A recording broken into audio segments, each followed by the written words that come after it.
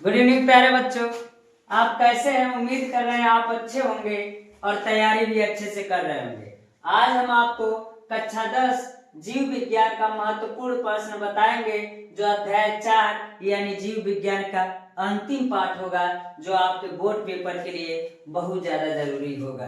अब पहला क्वेश्चन कह रहा है कि आनुवंशिकता को परिभाषित कीजिए तथा इसकी खोज किसने और कब की थी। यानी आनुवंशिकता को परिभाषित कीजिए, आनुवंशिकता को परिभाषा लिखिए तथा इसकी खोज किसने और कब की थी, इसको भी लिखिए।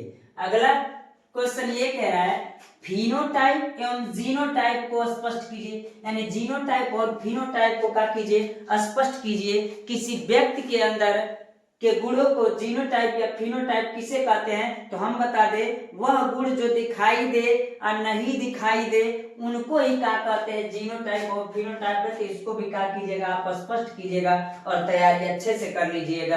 अगला क्वेश्चन कह रहा है कि जीन किसे कहते हैं, संक्षिप्त टिप्पणी लिखिए। यानी जीन किसे कहते हैं, इस पर संक्षिप्त टिप्पणी लिखिएगा। यानी इस क्वेश्चन को भी तैयार कर लीजिएगा, जो आपके बोर्ड पेपर के लिए बहुत महत्वपूर्ण होगा। और चौथा क्वेश्चन ये कह रहा है कि मेंडल के आनुवंशिकता के नियम की विवेचना कीजिए। यानी मेंडल के नियम को क्या कीजिए, लिखिए। तो मेंडल के नियम को लिखना है। तो मेंडल के नियम 3 मेंडल ने नियम दिया था। यानी मेंडल ने 3 नियम दिया था। पहला दिया था प्रभाविता का नियम, दूसरा था पृथक्करण का नियम,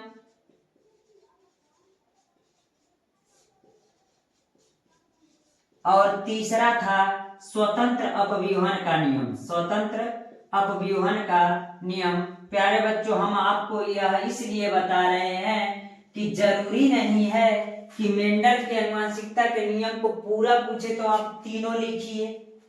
समझ रहे हैं ना। हमने कहा कि अगर मेंडल के आनुवंशिकता के नियमों की विवेचना करने के लिए कहेगा तो आप तीनों नियम लिखिएगा।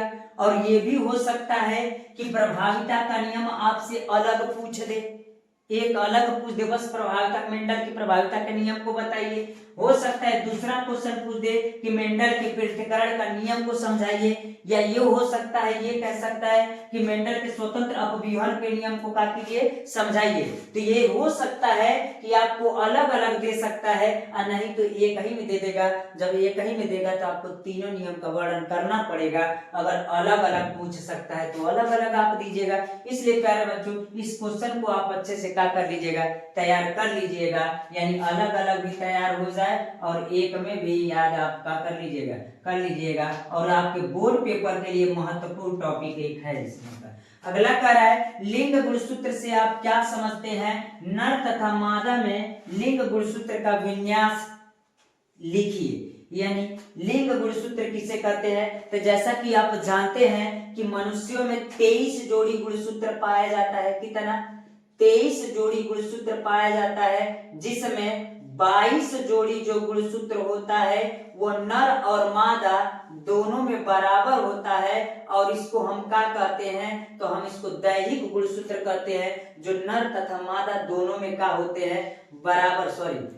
दोनों में 23 जोड़ी पाए जाते हैं, लेकिन इसमें 22 जोड़ी जो गुणसूत्र होते हैं, यानी 22 जोड़ी जो गुणसूत्र होते हैं, यानी 44 गुणसूत्र जो होते हैं वो दोनों में क्या होते हैं, बराबर होते हैं। लेकिन एक जोड़ी गुणसूत्र जो होता है, 23वां जोड़ी गुणसूत्र जो होता है, उसी गुणसूत्र को हम क्या कहते हैं, लिंग गुणसूत्र कहते हैं। और आपको पता ही है कि लिंग गुणसूत्र किसे कहते हैं, तो हम कहेंगे कि नर में लिंग गुणसूत्र पाया जाता है X और Y, और मादा में गुणसूत्र कौन सा पाया जाता है, X और X गुणसूत्र पाया जाता है। तो इस प्रकार कह सकते हैं कि 23वें जोड़े गुणसूत्र को हम क्या कहते हैं, लिंग गुणसूत्र कहते हैं। 22 जोड़ा गुणसूत्र दोनों में समान होता है, लेकिन 23वां जोड़ा गुणसूत्र जो होता है वह लिंग गुणसूत्र कहलाता है। नर में XY होता है और मादा में XX गुणसूत्र होता है। और जब ये निषेचन करते हैं तो आपस में जब निषेचन करते हैं तो निषेचन करने के बाद ये क्लियर होता है कि उत्पन्न होने वाला संतान होगा तो वो लड़का होगा कि लड़की होगी। तो हम आपको बताएं, अगर इसका नर का X और मादा का X करेगा तो X होगा, तब भी लड़की होगी यानी पुत्री होगी।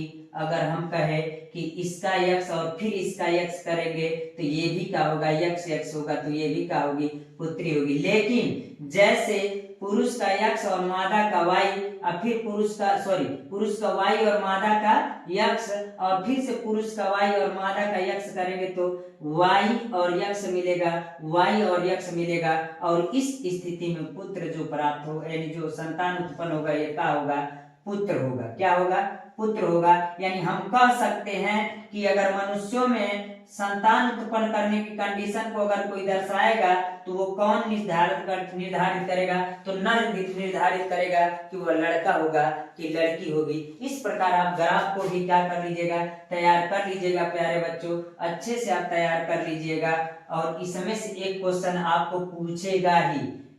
तो ये है आपका, कीजिए था ना, विवेचना कीजिए, मान लीजिए हमें इसे लिख दिए, ठीक। अब क्या कह रहा है, अगला लिंग गुणसूत्र हो गया, नर तथा मादा में लिंग गुणसूत्र का विन्यास लिखिए। तो उस प्रकार आपको ग्राफ भी बनाना पड़ेगा और कंडीशन भी बताना पड़ेगा कि कब पुत्र प्राप्त होगा और कब पुत्री प्राप्त होगी। और इस चैप्टर का यानी इस जीव विज्ञान का अंतिम जो क्वेश्चन है, कह रहे एक संकर तथा द्विव संकर से आप क्या समझते हैं, उदाहरण दे करके समझाइए। तो एक संकर और द्विव संकर को आप समझा सकते हैं प्यारे बच्चों। इसलिए हम उम्मीद करते हैं कि आपको यह बायोलॉजी का यानी जीव विज्ञान का अंतिम पाठ है जो आपको आज हमने दे दिया। और जैसा कि रसायन विज्ञान का यानी आपका केमिस्ट्री का भी आपको हमने पूरा क्वेश्चन दे दिया, बायोलॉजी का आज भी हो गया। फिर फिजिक्स का मैं अगले दिन आपको वीडियो जो दूंगा वो फिजिक्स का इंपॉर्टेंट क्वेश्चन होगा, वो भी आपका पूरा पाठ हो जाएगा। और इतना आप तैयार कर लीजिएगा, इससे बाहर से क्वेश्चन नहीं पूछेगा प्यारे बच्चों। आज के लिए इतना रहने देते हैं, धन्यवाद प्यारे बच्चों।